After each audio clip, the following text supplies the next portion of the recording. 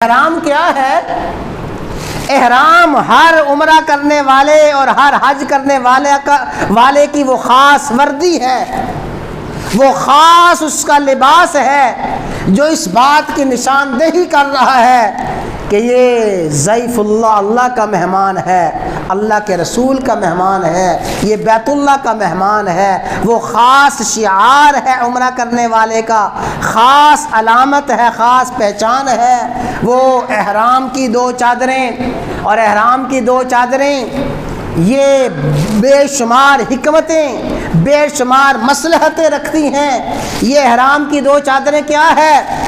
بتایا جاتا ہے کہ میں نے اپنے مالک اور اپنے محبوب کے لیے اپنا قیمتی لباس اتار دیا ہے، اپنے قیمتی سے قیمتی پوشاک کو اتار دیا ہے، مہنگے سے مہنگے کپڑے اتار کے سادہ سی دو چادریں باندھ لی ہیں۔ اب یہ دو چادریں باندھ کے اپنے محبوب کی محبت میں مستغرق ہو کے سفر کرتا ہے، اور یہ احرام کی چادریں یاد دلاتی ہیں کہ حج کرنے والے، عمرہ کرنے والے، آج تو یہ دو چادریں باندھ رہا ہے، یہ 24 گھنٹے کے بعد، 2-4 دن کے بعد، 1 دن کے بعد یہ چادریں اتر جائیں گی، لیکن یاد رکھ ایک وقت وہ بھی آنے والا ہے جب یہ تجھے دو چادریں پہنائی جائیں گی، پھر اتاری نہیں جائیں گی، انہی دو چادروں کے ساتھ تجھے قبر میں بھیج دیا جائے گا۔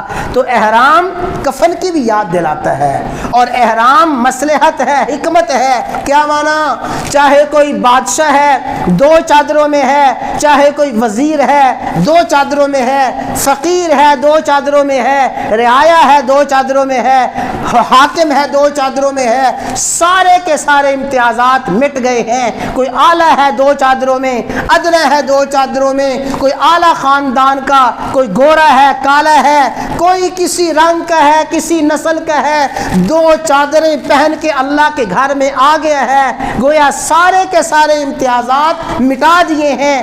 اب اگر امتیاز ہے تو تعلق مع اللہ کا امتیاز ہے، جس کا اللہ کے ساتھ تعلق جتنا زیادہ مضبوط ہے، ان اکرمکم عند اللہ اتقاکم، حسب نسب سے فضیلت نہیں ہے، اعلیٰ اور ادنا سے اور مشرق اور مغرب سے، عرب اور عجم سے فضیلت نہیں ہے، فضیلت تقوی سے ہے۔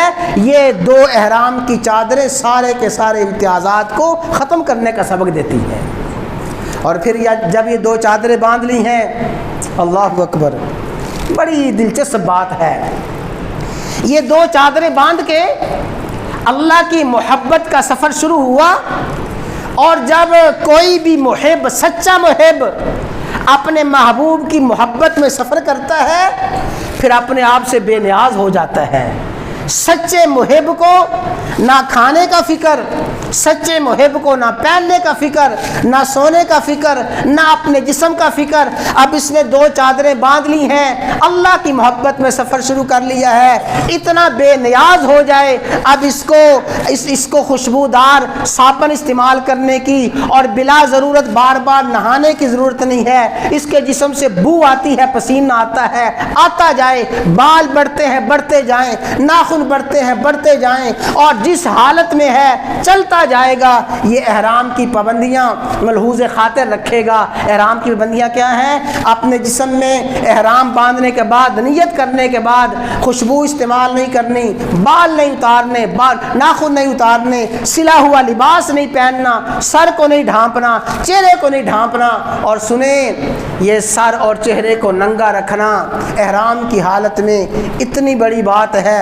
حجۃ الوداع کا موقع ہے، رسول اللہ صلی اللہ علیہ وسلم ہزاروں صحابہ کے ساتھ سفر حج پہ رواں دواں ہیں۔ ایک خوش قسمت صحابی سفر حج کرتے ہوئے اپنی سواری سے نیچے گرتے ہیں، اور نیچے گرتے ہی سواری روند ڈالتی ہے، وہ صحابی اسی حالت میں شہید ہو جاتا ہے۔ اللہ کے نبی نے فرمایا اس کو غسل دو اور اس کو انہی دو چادروں میں کفن دے دو، اور سنو اس کا سر بھی ننگا رکھو، اس کا چہرہ بھی ننگا رکھو۔ گویا جو احرام کی حالت ہے اسی حالت میں اس کو رکھو۔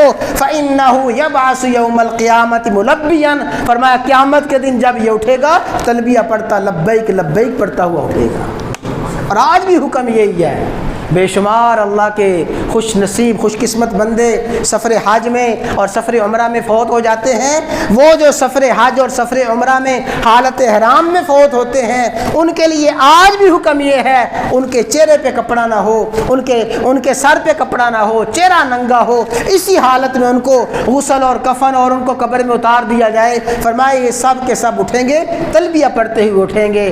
تو میقات سے سفر حج شروع ہوتا ہے اور میقات پہ پہنچنے سے پہلے احرام باندھنا ہے اور پھر احرام باندھنے کے بعد احرام کی پابندیاں ہیں۔ گویا سفر حج کا آغاز جس رکن سے ہوتا ہے وہ رکن ہے احرام۔ سب سے پہلے احرام باندھ کے سفر حج کا آغاز بھی ہوتا ہے، سفر عمرے کا آغاز بھی ہوتا ہے۔ رسول اللہ صلی اللہ علیہ وسلم نے جو دعا سکھائی ہے کہ یا اللہ عمرے کا ارادہ کرتا ہوں، حج کا ارادہ کرتا ہوں، اس کو آسان فرما، تو اس موقع پہ ہم یہی دعا کرتے ہیں دنیا جہان کے زائرین کے لیے، اللہ رسول کے مہمانوں کے لیے کہ جو بھی سفر میں جا رہے ہیں اللہ تعالیٰ تمام حجاج کے سفر کو آسان بھی فرمائے، قبول بھی فرمائے۔